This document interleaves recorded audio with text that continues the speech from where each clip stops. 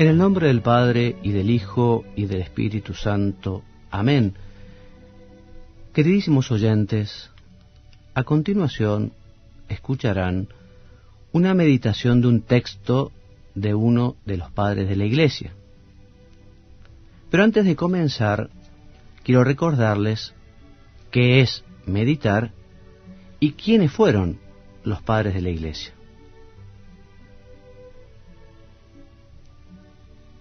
La meditación es una forma de oración, una manera de hablar con Dios. Los comentarios que escucharán quieren convertirse en una ayuda para que puedan comunicarse con el Señor en una charla filial, cercana y cariñosa. ¿Y quiénes fueron los padres de la Iglesia? Fueron pastores, obispos en su mayoría, que vivieron los primeros siglos de la Iglesia. Y ellos, en su predicación, en su enseñanza, en sus escritos, tuvieron que dar respuesta a cuestiones y dificultades morales y teológicas en ambientes muchas veces convulsionados por persecuciones, conflictos internos, por herejías y cismas. Y ustedes dirán, ¿y por qué puede ser conveniente meditar con textos de los padres de la Iglesia? Te voy a responder con la instrucción sobre los padres de la Iglesia en la formación sacerdotal, un documento de la Congregación para la Enseñanza Católica. Este documento nos dice que los padres de la Iglesia son testigos privilegiados de la tradición de la Iglesia. También que los padres fueron intérpretes de la Sagrada Escritura. Los padres tuvieron una ciencia teológica extraordinaria, fueron maestros de vida espiritual y apostólica. Y también los padres de la Iglesia fueron santos y sus escritos constituyen un verdadero tesoro para la Iglesia. Por estos motivos, comencemos nuestra meditación hoy con una oración introductoria que dice así: por la señal de la Santa Cruz de nuestros enemigos, líbranos, Señor Dios nuestro, en el nombre del Padre, y del Hijo, y del Espíritu Santo. Amén. Señor mío y Dios mío, creo firmemente que estás aquí, que me ves, que me oyes. Te adoro con profunda reverencia. Te pido perdón de mis pecados y gracia para hacer con fruto este rato de oración. Madre mía Inmaculada, San José, mi Padre y Señor, Ángel de mi guarda, interceded por mí.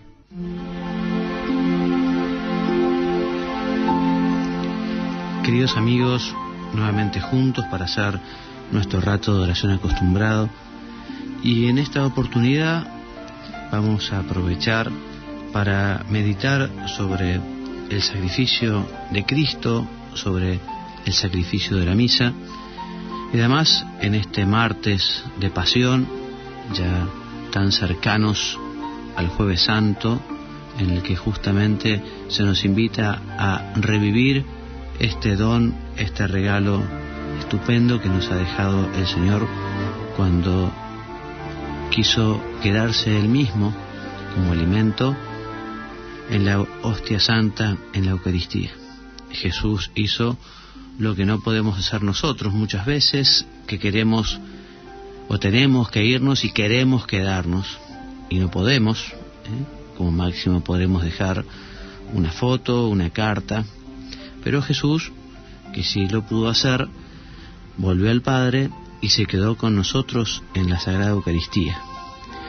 Y vamos a meditarlo al misterio en un texto de San Fulgencio de Ruspe.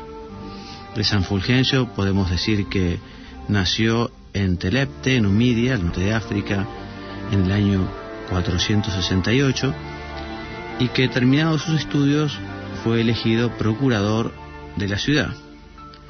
Pero muy pronto renunció al cargo porque la lectura de una de las páginas de San Agustín le decidió abrazar la vida monástica. Fue ordenado sacerdote hacia el año 508 y ocupó la sede episcopal de Ruspe, una pequeña ciudad marítima. Tuvo que también campear algunas dificultades, por un lado la furia de los arrianos, más adelante la invasión de los vándalos, y bueno, una vez restaurada la paz con el advenimiento del rey Hilderico, los obispos que habían tenido que emigrar, en general, y él en particular, pudo regresar a su diócesis en el año 523. A Fulgencio le quedaban aún 10 años de fructuosa labor al frente de su grey, hasta que el 1 de enero del año 533 lo llamó el Señor. San Fulgencio escribió numerosas obras sobre los misterios de la Santísima Trinidad y de la Encarnación, sobre la gracia y la predestinación, y así defendió la doctrina católica contra los errores. Su obra sigue muy de cerca las enseñanzas de San Agustín, y concretamente la obra Regla de la verdadera fe, o también llamada Sobre la fe a Pedro, resume de un modo magistral toda la teología cristiana.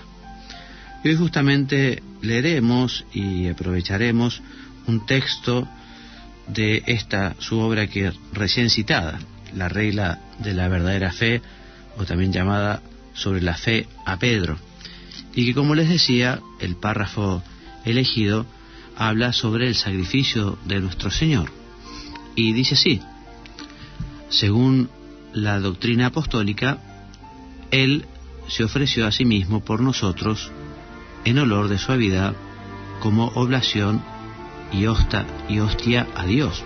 Efesios capítulo 5, versículo 2. Él, Jesucristo, es el sacerdote por quien hemos sido reconciliados. El sacrificio que nos ha reconciliado, el templo en el que hemos sido reconciliados, el Dios con quien nos hemos reconciliado. E invita al santo: cree firmemente y de ningún modo dudes que el mismo unigénito Dios Verbo se hizo carne para ofrecerse a Dios por nosotros como sacrificio y víctima en olor de suavidad. A Él, junto al Padre y al Espíritu Santo, en los tiempos del Antiguo Testamento, los profetas, patriarcas y sacerdotes ofrecían el sacrificio de animales.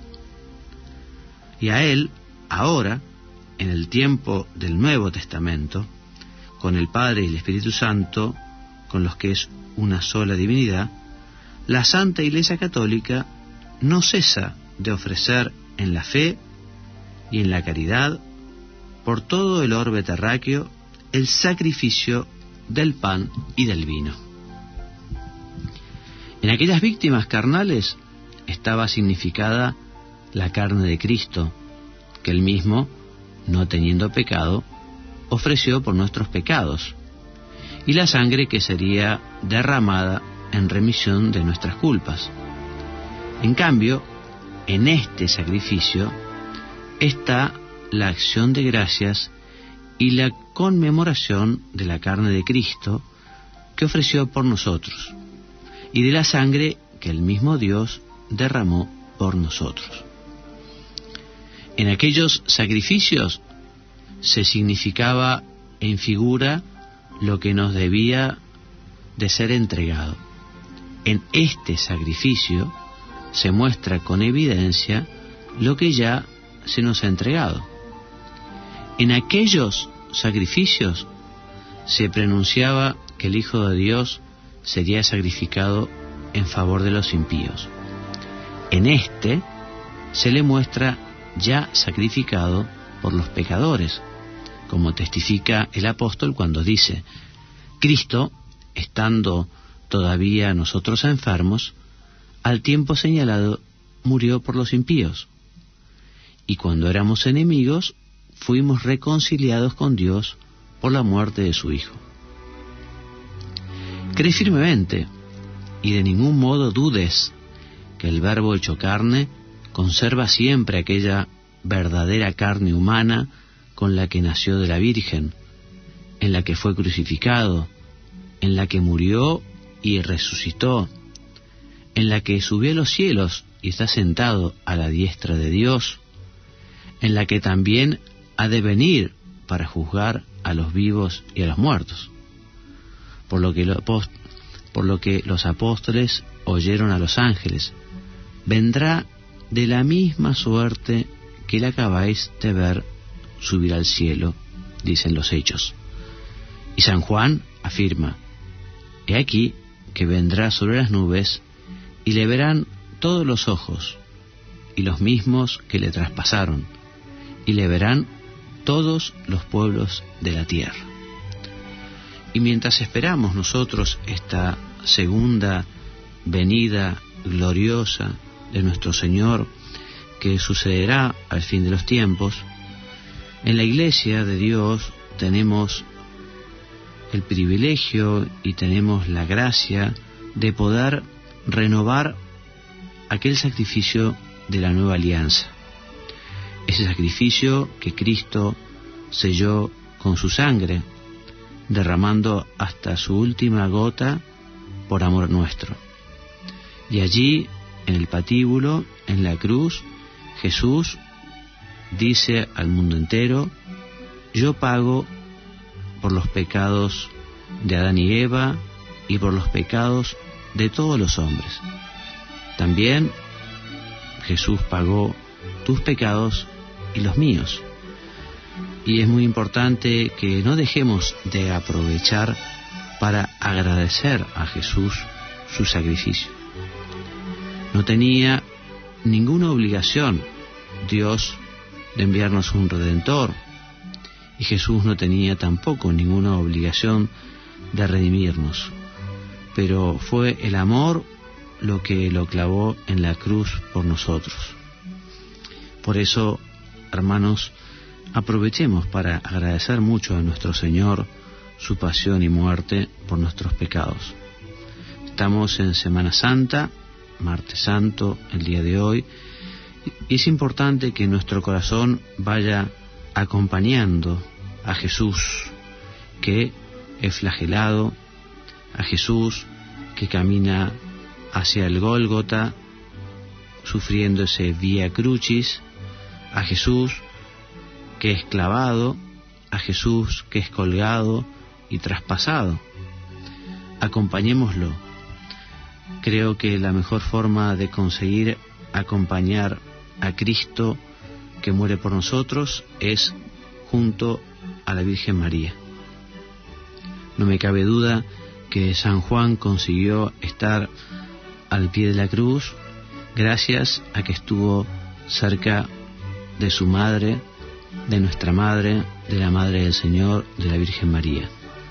Fue ella quien lo llevó hasta Jesús y pudo así también brindarle al Señor el consuelo de su presencia, porque evidentemente el Señor, junto a ese dolor enorme, ese dolor físico, también ese dolor moral de la traición, del abandono, en fin, la presencia de su madre, la presencia de San Juan y de aquellas buenas mujeres, ayudó de alguna manera a consolar todo aquel padecimiento tremendo, aquel padecimiento atroz.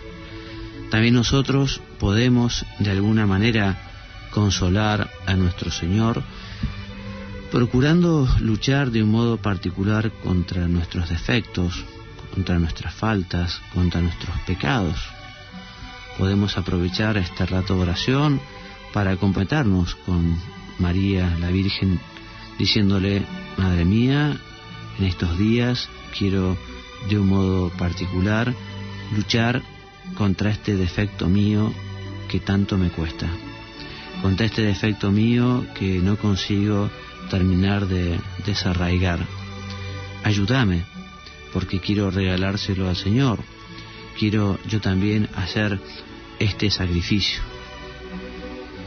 Qué bueno que es cada vez que participemos de la misa, recordar que la misa es ese mismo sacrificio de la cruz, que nosotros nos retrotraemos en la historia y allí nos hacemos presentes junto a la Virgen, a San Juan, a aquellas santas mujeres, junto a Jesús al pie de la cruz.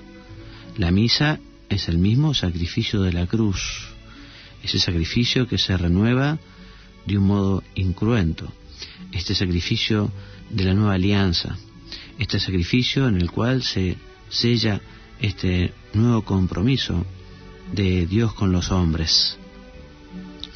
No dejemos de aprovechar para participar devotamente del sacrificio de la misa.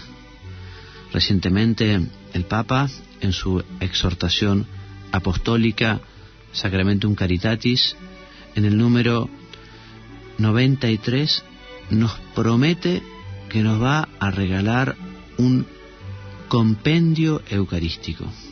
La verdad que me puse tan contento cuando, terminando de leer la exhortación y llegando ya a las conclusiones, este número, el último, nos dice lo siguiente: al final de estas reflexiones, en las que he querido fijarme en las orientaciones surgidas en el sínodo, deseo acoger también una petición que hicieron los padres para ayudar al pueblo cristiano a creer, celebrar y vivir cada vez mejor el misterio eucarístico. Preparado por los dicasterios competentes, se publicará un compendio que recogerá textos del Catecismo de la Iglesia Católica, oraciones y explicaciones de las plegarias eucarísticas del misal, así como todo lo que pueda ser útil para la correcta comprensión, celebración y adoración del sacramento del altar. Decime si esto no va a ser un regalo extraordinario, extraordinario, el poder contar justamente con un buen manual, con un buen compendio sobre el misterio eucarístico, sobre el sacrificio de la misa.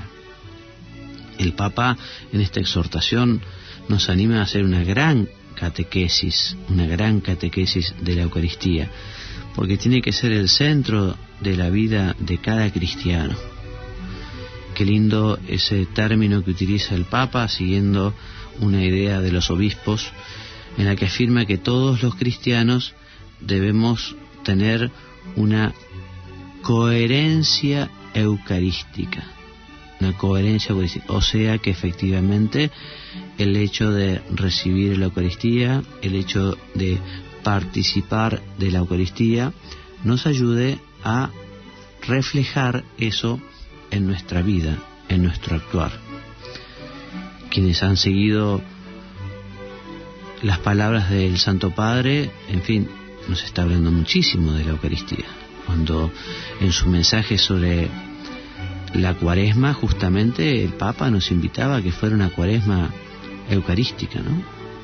Y que efectivamente la cercanía a Jesús sacramentado nos ayude a que nuestras palabras y nuestras obras reflejen el amor a Jesús en la Eucaristía. Si toda la exhortación apostólica del Papa es un verdadero tesoro, y yo les animo a que lo lean despacio y lo mediten, De un modo particular me impactó el número 77, que habla de la espiritualidad y cultura eucarística. Y el Papa, en este número, nos anima justamente a que exista esa coherencia de la que hablábamos. Dice así el Papa: es significativo que los padres sinodales hayan afirmado que los fieles cristianos necesitan una comprensión más profunda de las relaciones entre la Eucaristía y la vida cotidiana. La espiritualidad eucarística no es solamente participación en la misa y devoción al Santísimo, abarca la vida entera. Esta consideración tiene hoy un particular significado para todos nosotros. Se ha de reconocer que uno de los efectos más graves de la secularización mencionada antes consiste en haber relegado la fe cristiana al margen de la existencia, como si fuera algo inútil respecto al desarrollo concreto de la vida de los hombres. El fracaso de este modo de vivir como si Dios no existiera está ahora a la vista de todos. Hoy se necesita redescubrir que Jesucristo no es una simple convicción privada o una doctrina abstracta, sino una persona real, cuya entrada en la historia es capaz de renovar la vida de todos. Por eso la Eucaristía, como fuente y culmen de la vida y de la misión de la Iglesia, se tiene que traducir en espiritualidad. O sea que nosotros, como nos dice el Papa, tenemos que convertir la vida eucarística en espiritualidad. Se tiene que notar que somos almas eucarísticas, se tiene que notar por cómo vivimos, por cómo hablamos, por cómo tratamos a los demás. Es el sacramento de la caridad y nosotros tenemos que tratar con caridad a todas las personas. Terminamos este rato de oración agradeciendo a San Fulgencio esta meditación sobre el sacrificio de Cristo. También le podemos pedir hoy, que desde el cielo nos escucha, que nos ayude a vivir muy bien esta Semana Santa y concretamente que nos ayude justamente a participar del sacrificio redentor de nuestro Señor, que nos ayude a padecer y a morir con Él para poder resucitar con Él, que nos ayude a poder morir al pecado, a lo malo, para después resucitar a la vida, a esta nueva vida que nos invita a Jesús. Se lo pedimos también a la Santísima Virgen. Madre nuestra, ayúdanos a caminar por este camino de la cruz junto a Jesús. Te doy gracias, Dios mío, por los buenos propósitos, afectos e inspiraciones que me has comunicado en esta meditación. Te pido ayuda para ponerlos por obra. Madre mía Inmaculada, San José, mi Padre y Señor, Ángel de mi guarda, interceded por mí.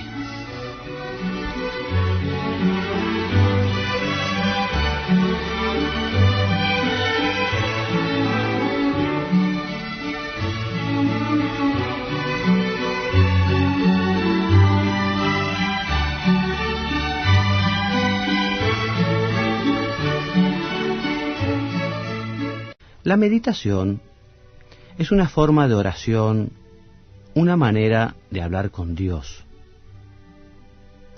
Los comentarios que escucharán quieren convertirse en una ayuda para que puedan comunicarse con el Señor en una charla filial, cercana y cariñosa. ¿Y quiénes fueron los padres de la Iglesia? Fueron pastores, obispos, en su mayoría, que vivieron los primeros siglos de la Iglesia. Y ellos, en su predicación, en su enseñanza, en sus escritos que los padres de la Iglesia son testigos privilegiados de la tradición de la Iglesia. También que los padres fueron intérpretes de la Sagrada Escritura. Los padres tuvieron una ciencia teológica extraordinaria, fueron maestros de vida espiritual y apostólica. Y también los padres de la Iglesia fueron santos y sus escritos constituyen un verdadero tesoro para la Iglesia. Por estos motivos, comencemos. Tuvieron que dar respuesta a cuestiones y dificultades morales y teológicas en ambientes muchas veces convulsionados por persecuciones, conflictos internos, por herejías y cismas. Y ustedes dirán, ¿y por qué puede ser conveniente meditar con textos de los padres de la Iglesia? Te voy a responder con la instrucción sobre los padres de la Iglesia en la formación sacerdotal, un documento de la Congregación para la Enseñanza Católica. Este documento nos dice, nuestra meditación hoy, con una oración introductoria que dice así: por la señal de la Santa Cruz de nuestros enemigos, líbranos, Señor Dios nuestro, en el nombre del Padre, y del Hijo, y del Espíritu Santo. Amén. Señor mío y Dios mío, creo firmemente que estás aquí, que me ves, que me oyes. Te adoro con profunda reverencia. Te pido perdón de mis pecados y gracia para hacer con fruto este rato de oración.